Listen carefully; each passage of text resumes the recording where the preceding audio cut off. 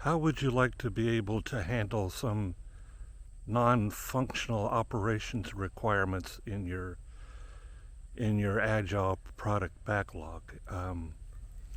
By non-functional requirements, I mean things like constraints that your software must meet.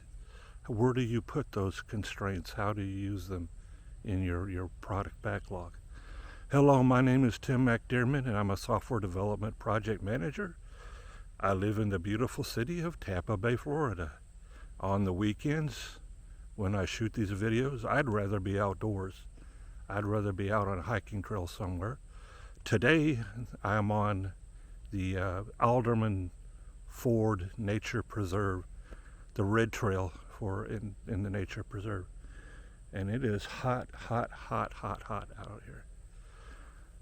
So let's talk a little bit about these non-functional requirements that you often your software has to meet. You know, there are constraints that this system must operate under. It must have, say, quick response times. It must be able to handle X number of transactions per minute, etc., etc.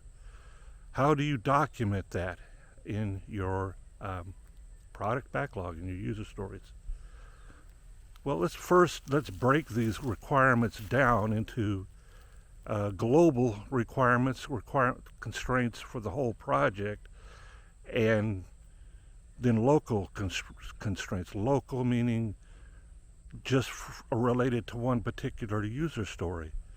So if you have a user story where you're inputting information and clicking on a submit button, then you might have the constraint that submit button must come back to you.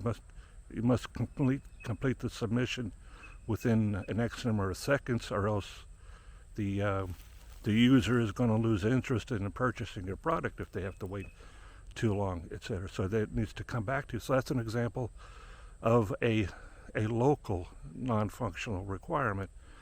Well, where would you put that? The best place to put that is with the actual user story related to that purchase transaction in the product backlog.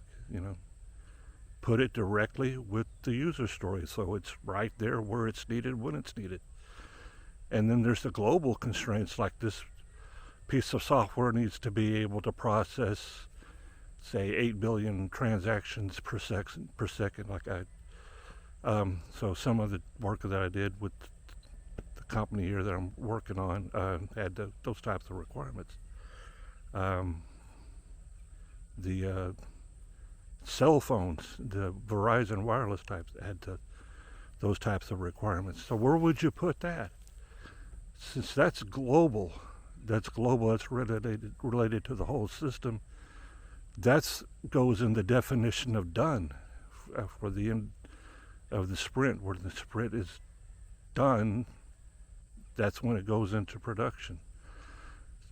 So put those global non-functional requirements, those global constraints, in the definition of done. So they're there when you're checking on the definition of done.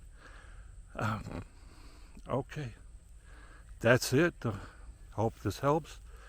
As for me, I'm sweating to death. I'm grateful for